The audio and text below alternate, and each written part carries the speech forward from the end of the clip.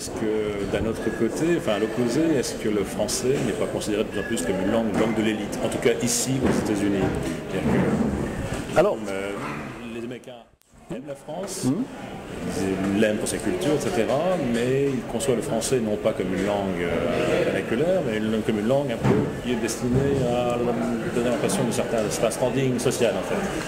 Oui, c'est vrai, elle est souvent considérée comme celle-là, et c'est vrai que on s'aperçoit que l'enseignement, alors surtout dans l'enseignement secondaire, je parle l'enseignement secondaire américain, le français c'est quand même la langue que l'on apprend parce que c'est une certaine forme d'élitisme, c'est une forme d'humanisme attachée aux arts, à la culture, une chose qu'il faut avoir si on veut être civilisé, si je puis dire.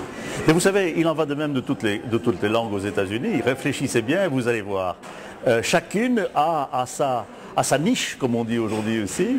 Et nous, il se trouve que, bon, elle reflète peut-être une aspiration, un imaginaire des Américains qui va plutôt dans ce sens.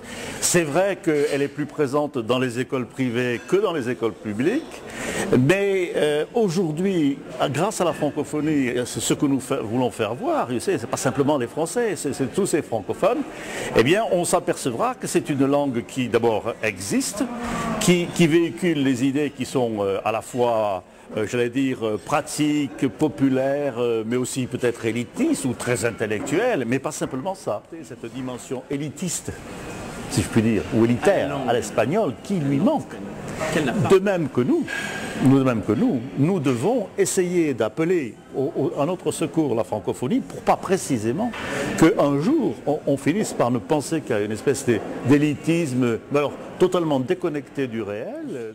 Ça serait peut-être un peu ça. Or c'est l'inverse. Nous sommes à la fois extrêmement...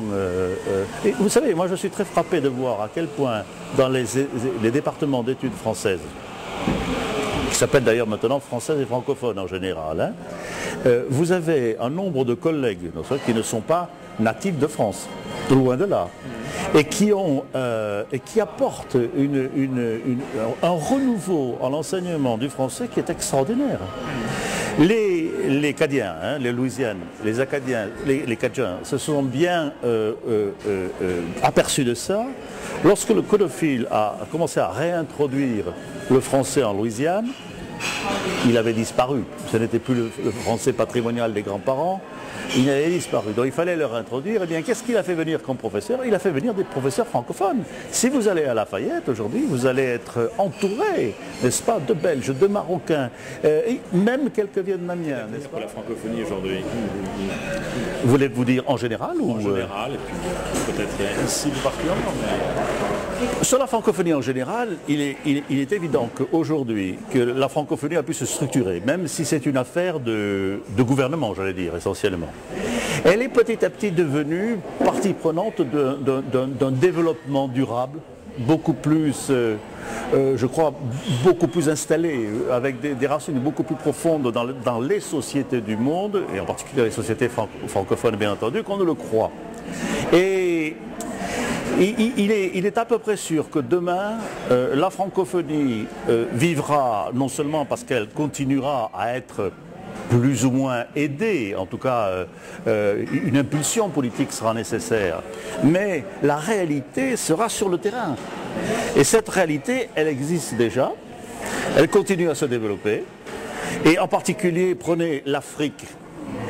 Nous disons toujours, l'Afrique c'est l'avenir de la francophonie.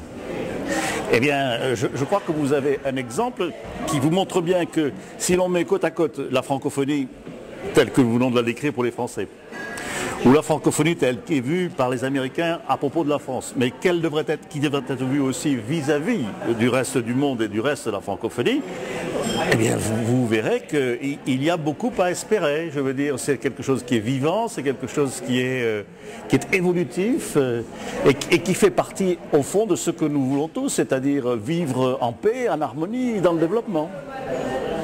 Merci, M. Romain.